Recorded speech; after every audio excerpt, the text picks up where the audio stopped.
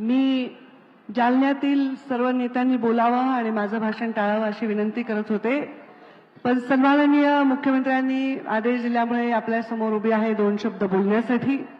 आज भारतीय जनता पार्टीच्या जालना जिल्ह्याच्या कार्यालयाचा भूमिपूजनाचा कार्यक्रम पार पडलेला आहे। सन्माननीय मुख्यमंत्र्यांनी कर्जमाफी दिलेली आहे, दिली आहे की नाही? जोरात सांगा जरा, काय दिलं? आणि वीज बिल काय दिलं? वीज बिल। पण जर मी सगळ्यांचे नावं घेतले आणि भरपूर भाषण केलं तर ते काही मला माफी देणार नाहीत, म्हणून मी आपला फार वेळ घेणार नाही। एवढंच म्हणेन की ज्या पक्षाचा जन्मून आज अनेक वर्ष झालेले आहेत, त्या पक्षाचा पाया मजबूत आहे, तो केवळ आणि केवळ कार्यकर्त्यांच्या बळावर मजबूत आहे। भारतीय जनता पार्टी आणि इतर पक्षामध्ये काय अंतर आहे तर भारतीय जनता पार्टीचा कार्यकर्ता हा मजबूत आहे, मजबूर नाही, हे अंतर आपल्या इतर पक्षांमध्ये आपल्यामध्ये आहे। आणि भारतीय जनता पार्टीचा मी कार्यकर्ता म्हणेन, नेता का नाही म्हणले, कारण भारतीय जनता पार्टीमध्ये कार्यकर्ताच प्रवास करून नेता होतो, कोणीही कोणा नेत्याच्या पोटात जन्म घेत नाही। मला सुद्धा आधी कार्यकर्ता म्हणून काम करावं लागलेलं आहे आणि त्यामुळे या संस्कारातला हा पक्ष आहे। या संस्कारातल्या या पक्षाने जेव्हा सुरुवात केली त्या सुरुवातीला त्यांनी बीजारोपण केलं, त्याचा आज मोठा वटवृक्ष झालाय, कारण आमचा कार्यकर्ता मुळाशी मुळं घट्ट रोवून बसलेला आहे। आज देवेंद्र फडणवीसजी आपल्या मंचावर उपस्थित आहेत, ते आता तुमच्या सगळ्यांचे काय झालेले आहेत? काय?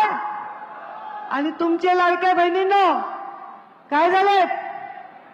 तर देवेंद्रजी आता देवाभाऊ झालेले आहेत। आधी भाऊ होते, मग मुख्यमंत्री झाले आणि आता देवाभाऊ झाले।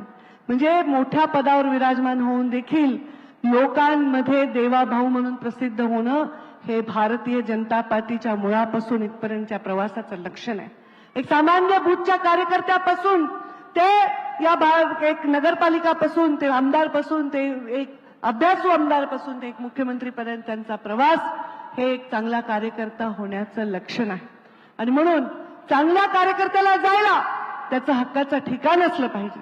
कार्यकर्त्यांसाठी आपल्याला एक अशी वास्तू उभी केली पाहिजे, ती आम्ही पक्षातील नेते त्या पदावर असू नसू ती वास्तू कार्यकर्त्यांना भक्कम आधार दिली पाहिजे आणि अशी वास्तू निर्माण करण्याचा संकल्प आमचे नेते अमितभाई शाह यांनी घेतला आणि देशभर प्रत्येक जिल्ह्यामध्ये कार्यालय उभं राहत आहे।